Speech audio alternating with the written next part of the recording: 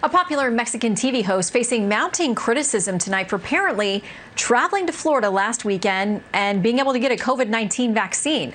Juan Jose Origel tweeted a photo of him getting a shot. He's seated inside a car, apparently said, "Already vaccinated, thanks USA. What a shame my country couldn't grant me that security."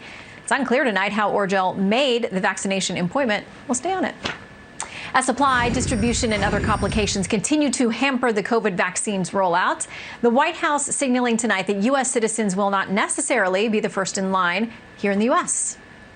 We do feel as an administration that ensuring that all people in the United States, undocumented immigrants as well, of course, should receive access to a vaccine because that, one, is morally right, but also ensures that people in the country are also safe. So let's talk about that vaccination policy with a former member of the now defunct 1776 Commission, Peter Kirsanow, and KTTH Seattle radio talk show host Jason Rantz. Welcome to you both, gentlemen. Thanks, Shannon. Hey, Shannon. So here's the argument NBC News made back in December about this. It says we can end the pandemic only if we provide care to everyone around us. The virus doesn't discriminate based on immigration status, and neither should we. Jason.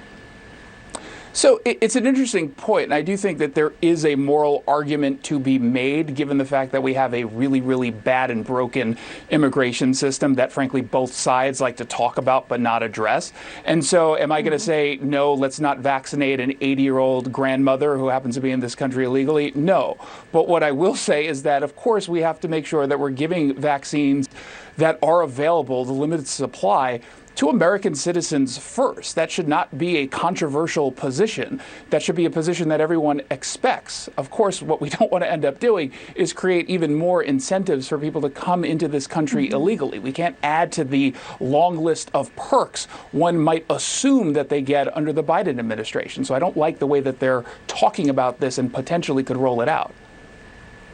Yeah, and Peter, that raises the bigger question. We've been talking about the immigration policies, and we expect more from the Biden administration within the next few days on that. But already the signaling they've done, we've seen people traveling from hard-hit countries where they're really struggling saying, well, now we know this new president is going to help us. Yeah, this creates a perverse incentive. It's galactically incoherent when you combine it with the other executive orders pertaining to illegal immigration that the president has signed thus far. It creates, as you indicated, the massive surge at the border. Many of these individuals, if not most of these individuals, have not been tested. They may carry COVID themselves. But when the White House was asked about why the flurry of orders pertaining to illegal immigration as opposed to ordinary American interests or the interests of American citizens, they said racial equity. Put aside for a moment that that's just, a amorphous term, has nothing to do with equal opportunity or equal treatment, but social engineering toward equal results.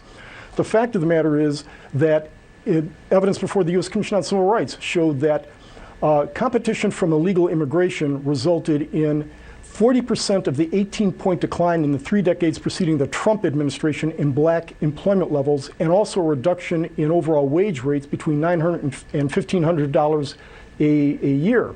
So how's that for racial equity? The priorities of the Biden administration seem to be, as opposed to, say, Trump saying America first, you wonder where the priorities are. Do Americans matter anymore?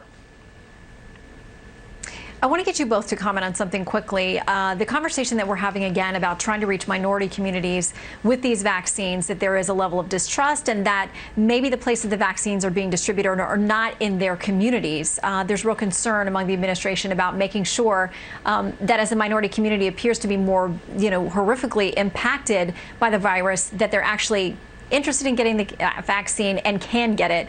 Quick comment from you, Jason, and then Peter. Yeah, I mean, look, you got to make sure that you're doing significant outreach to all communities to make sure that they are aware of how you can sign up.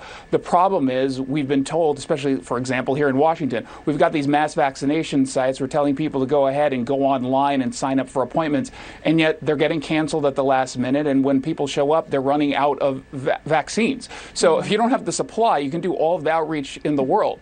It's just going to cause a lot more chaos when you realize you can't actually vaccinate the people you've been spending time approaching. Trying to approach, Peter, quickly. Yeah, there are underserved communities. We want to make sure that everyone has equal opportunity to access the vaccine, and also those most vulnerable populations.